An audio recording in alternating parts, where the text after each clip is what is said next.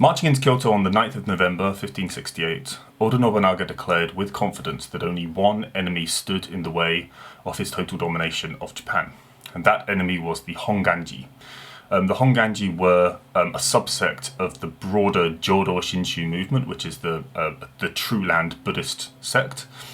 And these followers of Shinran, who was the founder of the Jodo Shinshu movement, they wielded military power in the form of protracted religious uprisings, known as Ikko Ikki. And so, despite being a Buddhist sect, it would take Oda Nobunaga a further 10 years to fully overcome the defense of the Honganji. And so this short video intends to explore first how a Buddhist sect was able to resist the most powerful military warlord in Japan at the time, and second, how Oda Nobunaga was finally able to overcome the fortress monastery of Ishiyama Honganji and bring about the surrender of those inside. By 1570, the forces of Nobunaga and the Honganji were in open conflict. The Honganji sect leader, or Horshu, Kenyo, had barricaded himself and a handful of followers in the fortress monastery of Ishiyama Honganji.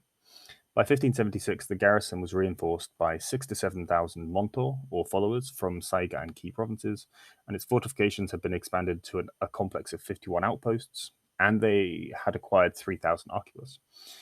And so when Nobunaga and 10,000 men launched a frontal assault on the fortress in May 1576 to finally put an end to the resistance of the Honganji, he was utterly repelled and lost a great number of men, including one of his most loyal vassals, Harada Naomasa, and also sustained some injury to himself.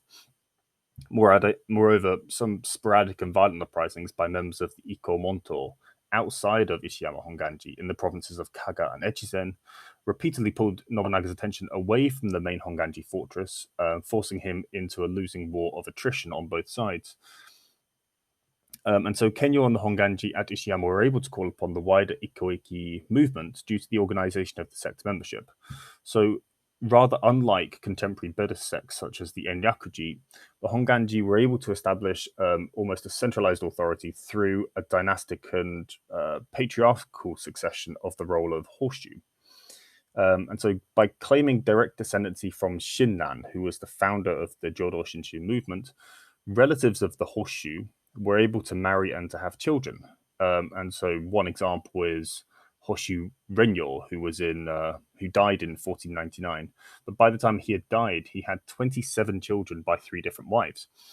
And so these children would then go and hold positions on the Ikeshu, or the family council, which would then help to manage the Honganji sect from the main temple in Ishiyama Honganji.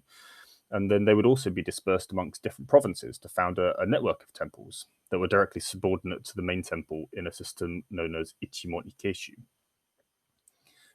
Moreover, the temple was also able to direct its influence across the boundaries by assimilating influential priests such as Daibozu of the broader Jodo Shinshu movement into the Honganji temple system, providing them with some degree of sanctuary and military support during the widespread civil war of the Sengoku Jidai.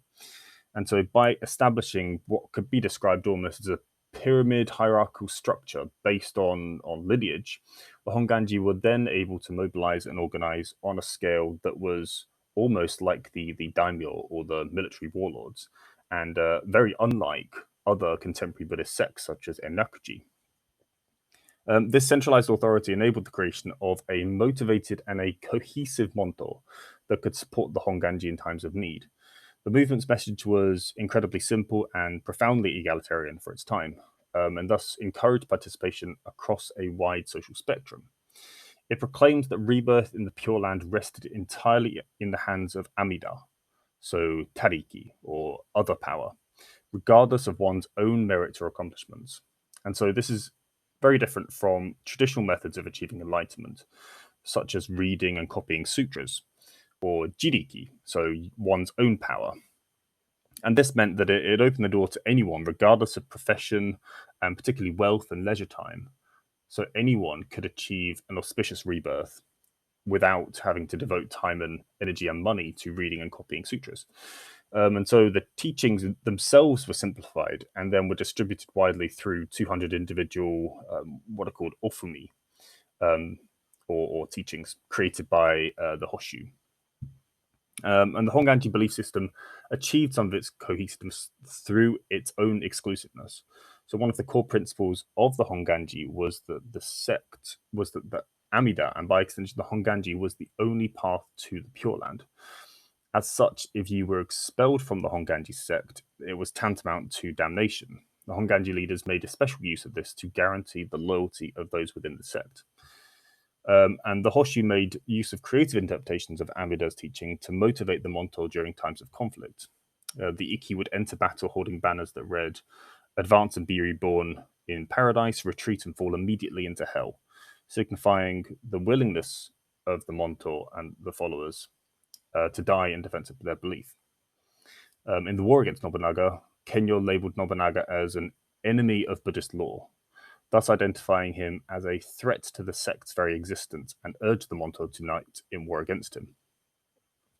The Honganji were also the beneficiaries of powerful military alliances outside the sect that were willing to commit forces to fight a common foe in Nobunaga. During the 10-year siege of Ishiyama Honganji, Nobunaga was constantly having to contend with attacks from opposing daimyo or military warlords.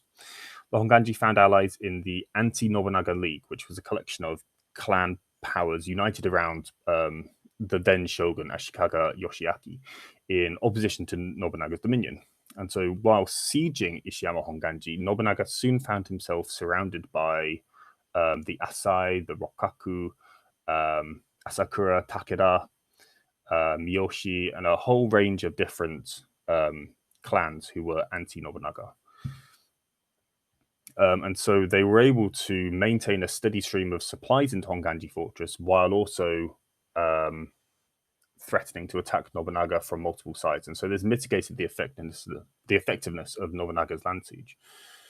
The Honganji also used marriage as a tool to integrate itself into the alliances of major warrior powers.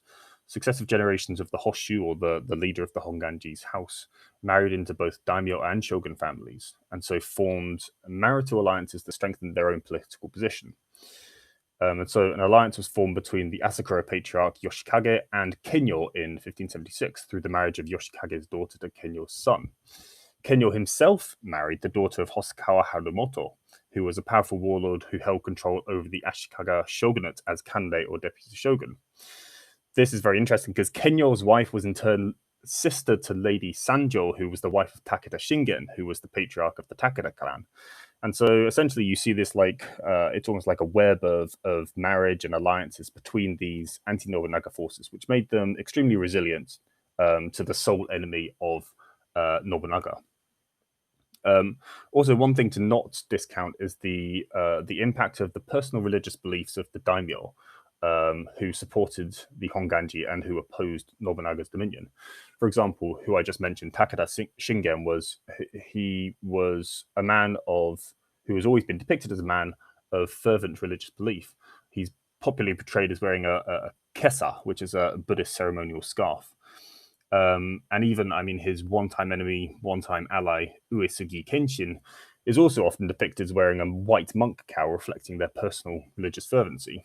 And so their entry into the Ishiyama War on the side of the Honganji can be seen in part as a defense of Shinnan's light of Buddhist law against a power seeking to destroy it. So it's more of a kind of opposing the iconoclastic tendencies of Nobunaga's dominion. And we can see this. Nobunaga brutally destroyed the Tendai sect in Mount Hiei in 1571. And for many, this was enough evidence of Nobunaga's iconoclastic motivations and reason enough to resist his dominion at any opportunity.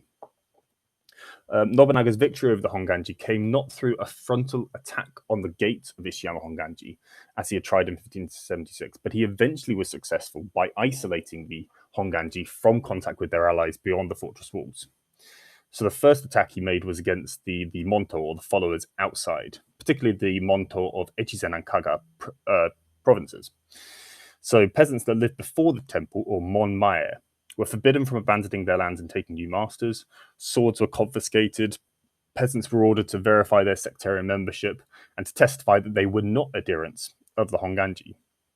In addition to this, Nobunaga set up guard posts in Omi province and blocked the way between Anagawa and Asazuma to prevent supplies and reinforcements reaching the Honganji in Ishiyama.